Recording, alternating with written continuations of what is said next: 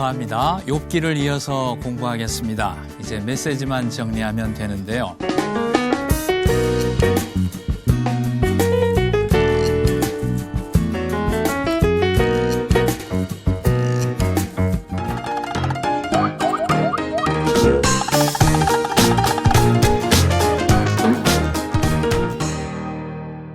사실은 우리 성경 공부하는 데에 있어서 성경 중에서 제일 어려운 부분에 와 있습니다.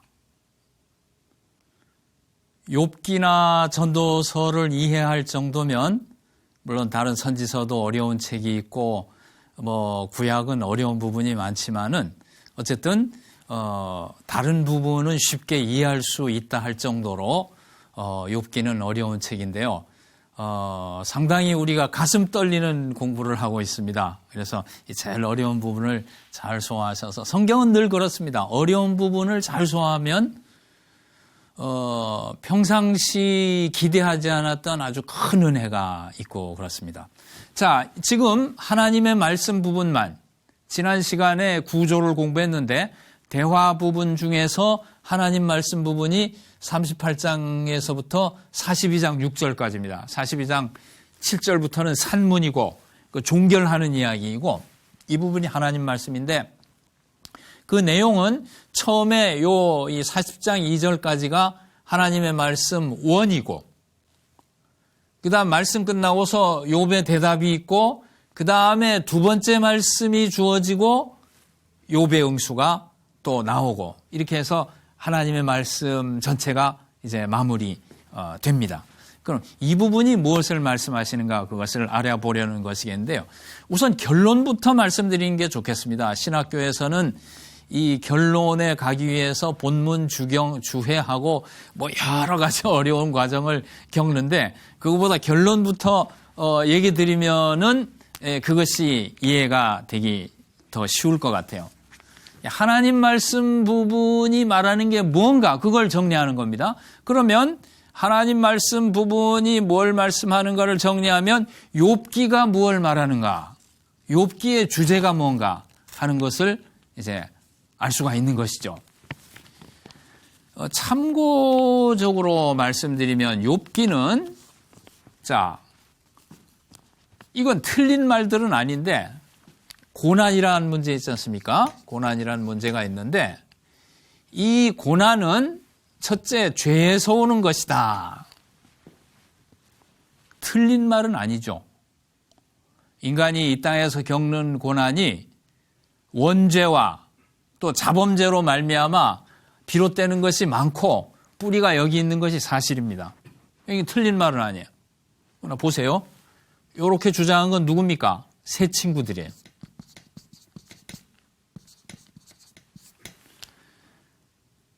틀린 말이 아니고 맞는 말만 해서 공격하니까 더 난처하다니까, 더 괴롭고.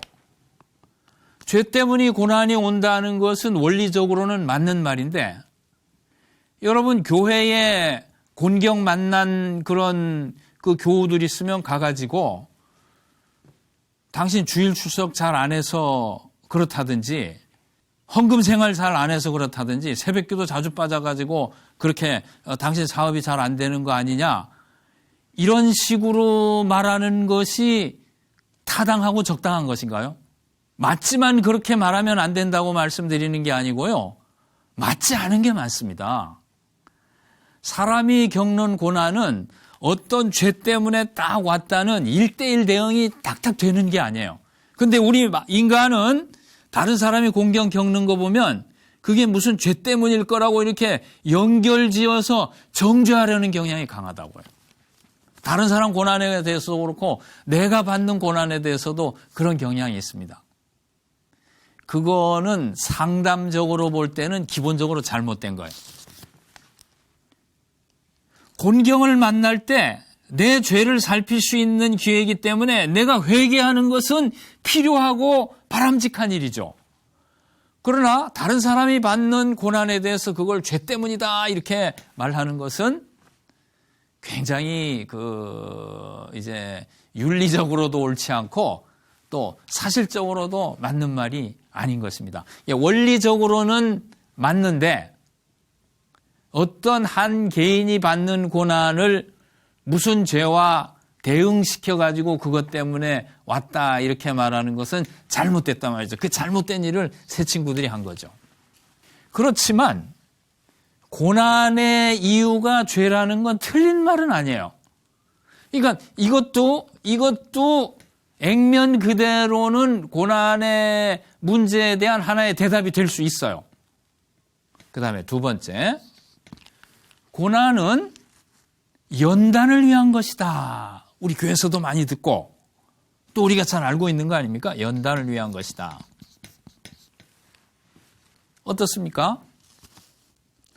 틀린 말 아니죠.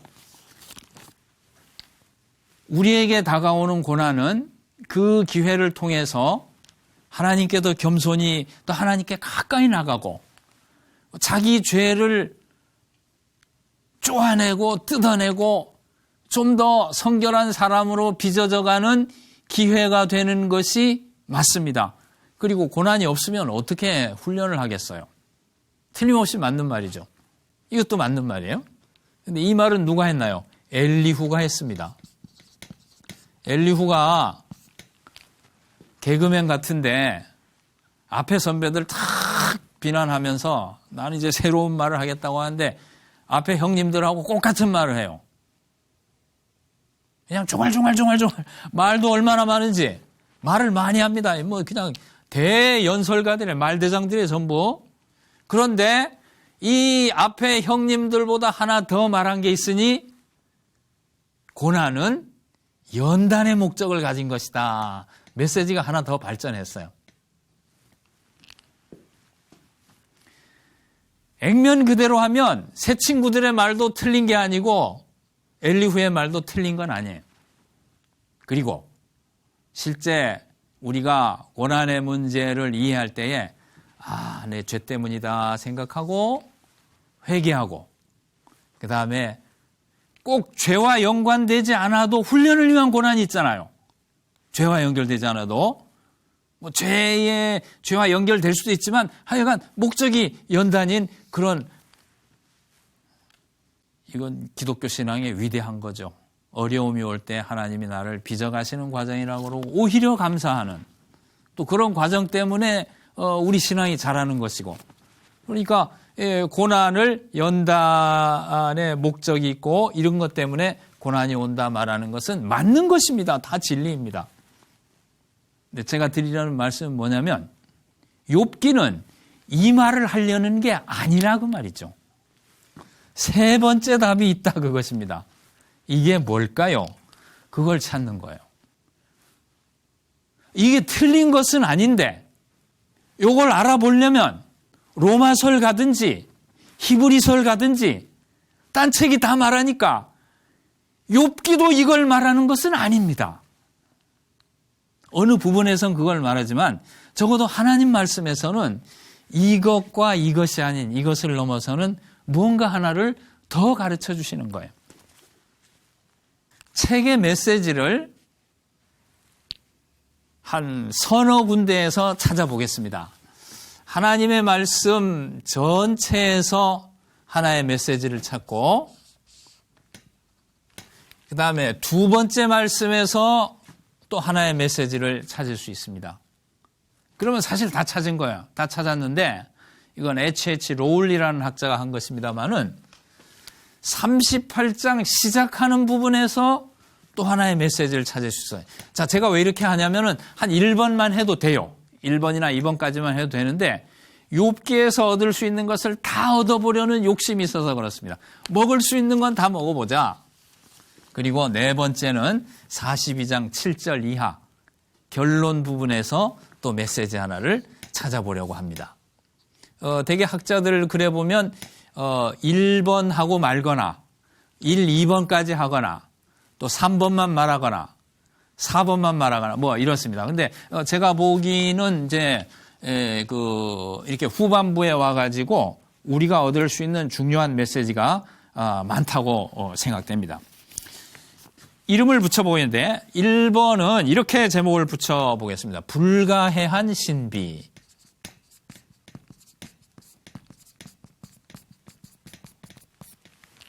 고난은 불가해한 신비이다. 또는 이 땅에서 우리 신자가 살아가는 것은 신비와 더불어 사는 것이다. 이 신비라는 부분을 인정하기 전까지는 우리 신앙이 상당히 계산적인 차원에 머무르기가 쉽습니다. 말은 하나님 주권하는데 하나님의 자유를 인정해드리지 못해요. 그러니까 내가 괴로워. 그런데 우리는 이해할 수 없는 신비라는 공간을 가지고 하나님이 이 우주를 운영하신다. 나를 포함한 우주를 운영하신다는 메시지 하나를 찾을 수 있고요. 그 다음에 두 번째는 하나님은 정의의 하나님이다. 이제 두 번째 말씀에 찾는 겁니다만은 세 번째는 지속적인 임재.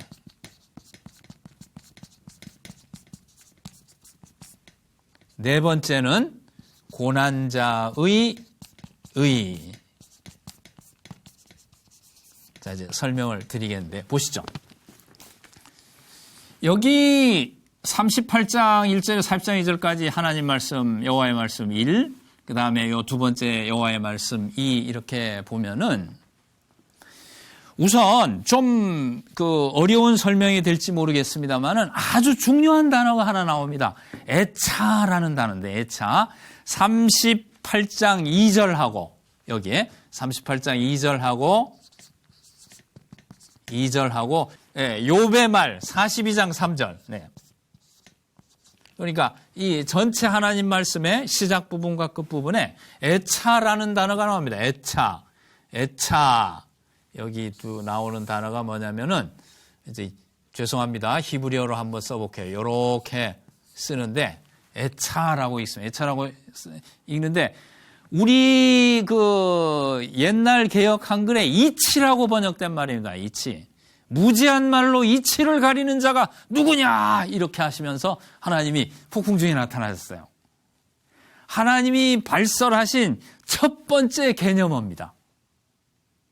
이 전부 사실은 개념어가 없어요. 무슨 들락이 무슨 들소, 매, 독수리, 타조, 부해모, 리워야단, 그것도 이제 동물 이름이죠.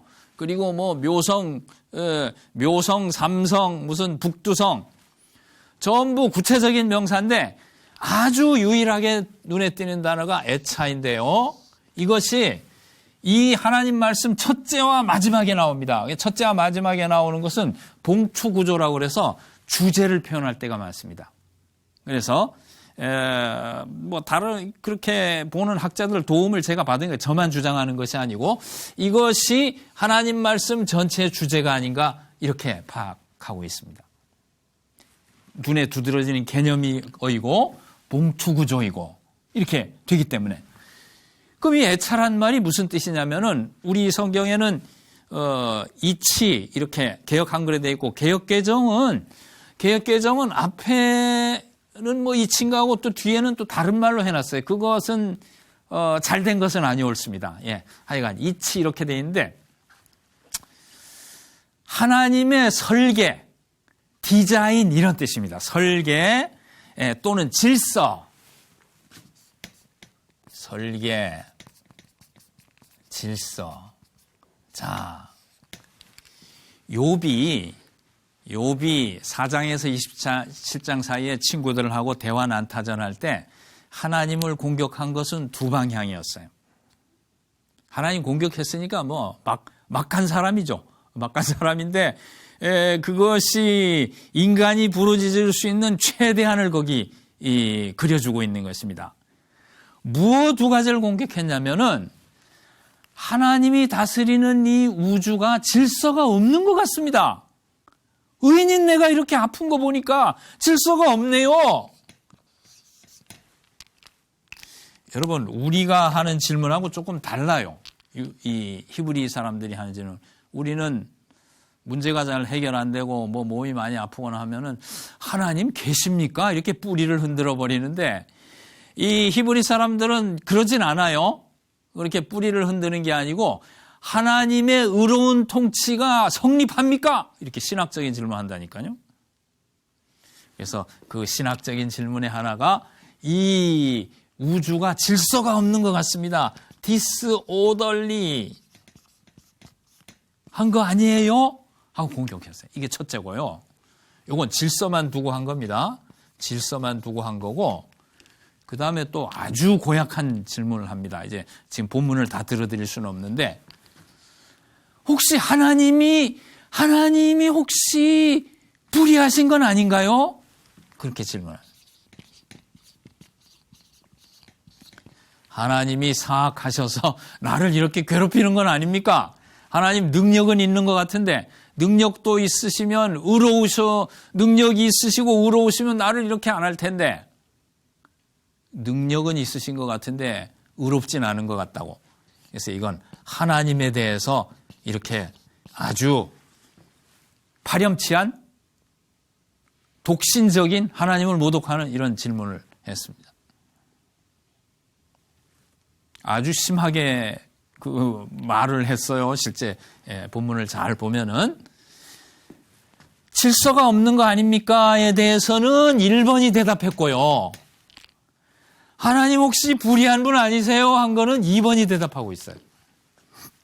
그러면 질서가 없는 거 아닙니까? 한 것에 대해서 여기 애차가 있다, 질서가 있다 이렇게 말해주는 것이 이 하나님 말씀 전체의 목표다 하는 것입니다.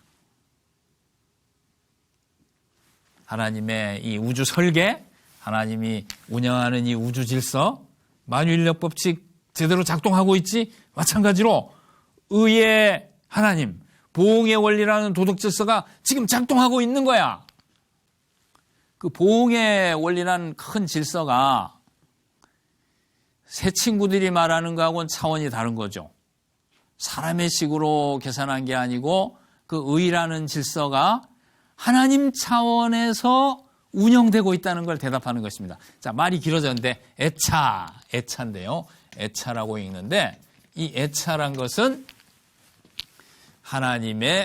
여기 하나님 말씀은 하나님의 애차를 변호하고자 이 말씀하신 동문서답이 아니고 내용을 잘 보면 알 수 있는데요. 하나님의 설계, 하나님의 질서는 네가 보기에는 의인이 고난받아서 답답하고 죽을 지경이지, 질서가 없는 것 같지. 그런데 너의 아픔을 다 포함해서 어떤 땐 불의와 악과 혼돈과 모순과 이런 걸 다 포함해서, 그러나 나는 완전한 질서의 세계에 이런 인도를 하고 있다는 것을 말씀해 주시고 있는 것입니다. 그러니까 38장 2절에서 무지한 말로 내 애차를 흐리는 자가 누구야? 네가 지금 이해 못하고 있다 뿐이지 불가해한 거예요. 나는 너를 위해서, 그리고 하나님 나라를 위해서, 그런 말은 없지만 필요한 질서를 운영하고 있는데 네가 그 흐리는 짓을 하면 안 돼.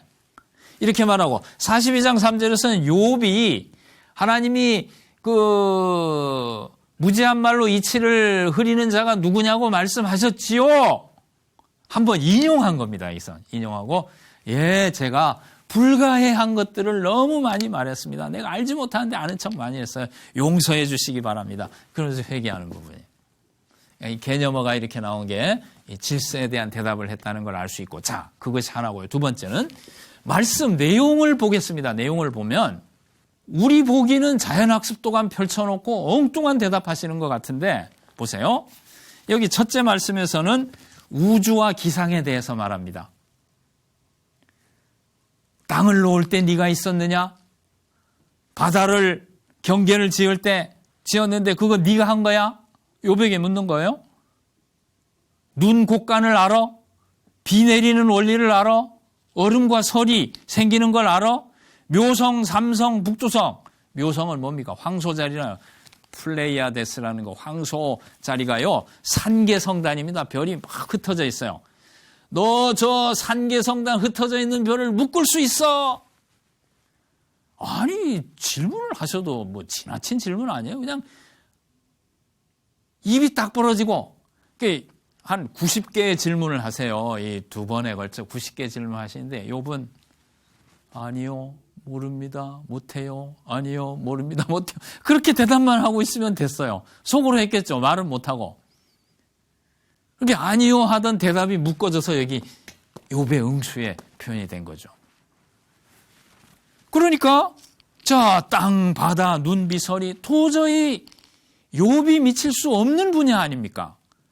그리고 황소자리 산기성단을 모으고 오리온 자리는 그 사냥꾼처럼 돼 사냥꾼의 허리띠 이렇게 별 3개가 허리띠처럼 돼 있는데 그 허리띠를 네가 풀 수 있느냐?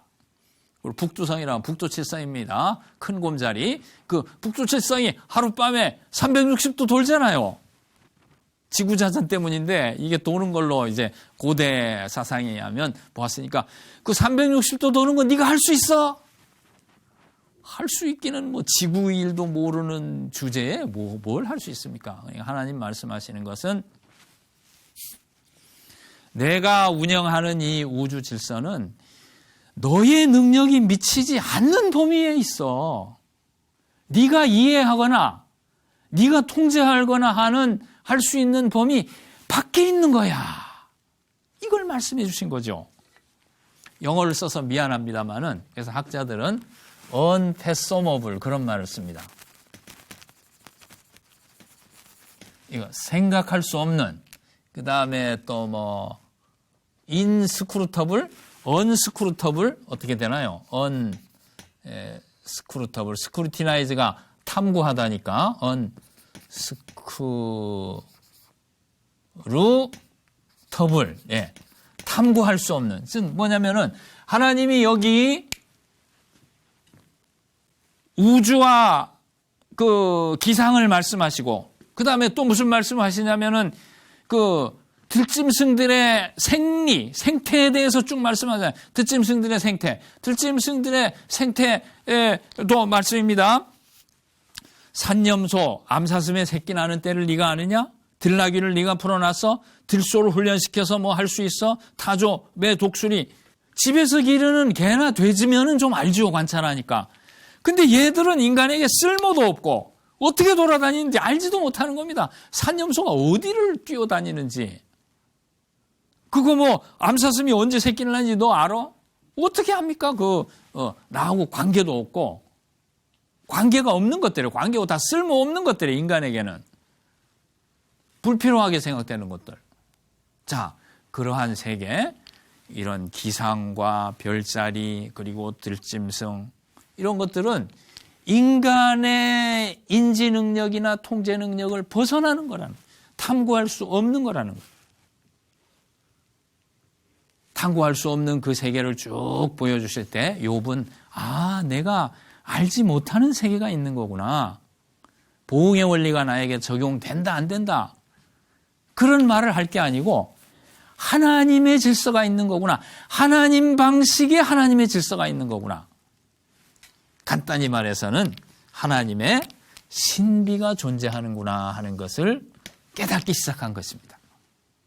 하나님 말씀은 두 번째 말씀에도 계속되죠. 여기 애차가 다 걸리는 거니까 두 번째 말씀은 부에못과 리워야단인데 부에못은 원시계물 알지도 못하는 거예요. 하마로 번역되는데 또 악어로 번역되는데 알지도 못하는 악어보다는 용가리에 가까워요. 고칠라에 가까운 건 이상한 코에서 막 이렇게 코와 입에서 막 코에서 연기가 나오고 입에서 불을 뿜는 이상한 짐승입니다. 그 알 수 없는 그런 것을 설명하실 때에 욥은 이 우주에는 인간의 삶은 내가 이해할 수 없는 불가해한 신비가 있는 것이구나. 우리 신앙도 마찬가지죠. 우리가 알고 믿는 게 몇 개나 됩니까? 나도 모르잖아요. 내가 이렇게 사고하는 게 어떻게 되는 것인지 나도 모르는 거잖아요. 뭘 안다고 합니까? 안다는 건 작아도 극히 작고 너무 작은 부분이지. 조금 허용된 거지. 나도 모르고 내 가족도 모르고 이 우주가 되어져가는 인간관계가 되어져가는 하나님의 섭리 이 부분을 우리 인간은 전혀 알 수가 없는 것입니다. 그래서 이러한 그 큰 신비가 있는 것에 대해서 욥은 그것을 자기의 고난의 문제와 연결시킬 수 있었던 것입니다. 우리 신앙에도요, 이 신비라는 공간에 대한 그것을 깨닫게 되는 것이 우리 신앙에 큰 도움이 됩니다. 내가 이해되는 방식으로만 예수를 믿으려고 그러니까 하나님하고 부딪히는 게 너무 많아요. 하나님 하시는 주권에, 하나님 하시는 자유에 놓아드릴 수 있어야 이게 건강하고 성숙된 신앙이죠. 자, 그래서 이 신비란 부분 하나 말씀드리는 것이고요. 그 다음에 정의의 하나님이란 것은 이번 두 번째 말씀할 때는 미시파트라는 또 개념어를 썼습니다. 그것은 40장 8절에 보면 미시파트, 40장 8절에 보면 여기 또 히브리어로 써서 죄송한데요. 미시파트인데 뭐냐면은 이것은 하나님의 정의란 뜻입니다. 정의. 그러니까 여기는 어떻게 말씀하냐 하면은 하나님께서 네가 스스로 의롭다고 하려고 나의 미시파트를 무효화하느냐 이렇게 말씀합니다. 내 공의를 아주 무시하느냐, 너 의로워지려고. 하나님은 여기 불의한 하나님 아닙니까? 그렇지만 나는 여전히 정의의 하나님이라는 것을 여기 변명해 주고 계신 거예요. 그리고 중요한 것은 이 두 번째 말씀에 보면요. 40장 9절에서 14절 보면은 나는 교만과 악을 통제하는 하나님이다 라는 것을 말씀해 주고 있어요. 물론 이것도 아주 조롱이라는 수사기법을 써가지고 욥에게 질문하는 형식으로 되어 있는데 그 내용은 하나님은 교만과 악을 통제하는 분이다. 그 다음에 이 뒤쪽에 40장 15절에서 41장 34절에 그 원시 괴물이 나오는데요. 원시 괴물도 하나님의 질서를 파괴하는 하나님과 대적이 되는 괴물로 생각됩니다. 부에목과 리와야단이 그 괴물들을 하나님은 통제할 수 있다는 걸 말씀하거든요. 하나님은 악을 조장하시는 분이 아니고 악을 다스리고 통제하는 분이다 하는 걸 말씀해 주는 거예요. 그냥 내가 이게 무슨 소리야 한데 결국은 하나는 하나님의 신비에 대해서 말씀하는 메시지를 찾을 수 있고 또 하나는 하나님의 정의에 대해서 말씀하는 부분을 찾을 수가 있는 것입니다. 악인이 득세하는 것 같아도 결국 하나님은 그것을 다 정리하는 하나님이고요. 너무 어떤 억울한 일로 정말 소름 끼칠 정도로 공경을 당한다 하더라도 우리는 하나님의 정의를 믿는 거예요. 하나님이 이 모든 문제를 해결해 주실 것을 믿는 것이죠. 그것이 두 번째 찾을 수 있는 말씀이고 세 번째는 지속적인 임재라고 그랬는데요. 지속적인 임재는 뭘 말씀하냐면 자 이렇게 하나님 말씀 부분에서는 신비, 정의의 하나님 요거 두 개를 찾았고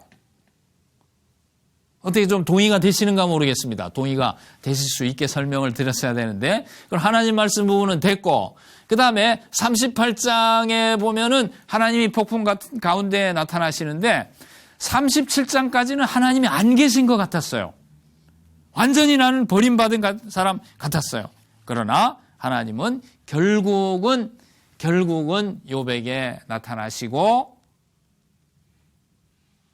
안 계신 것 같았지만은 나타나셔서 무슨 답을 주시고 또 문제를 해결해 주셨습니다. 그러니까 하나님은 안 계신 것 같지만은 여전히 우리와 함께 계시다.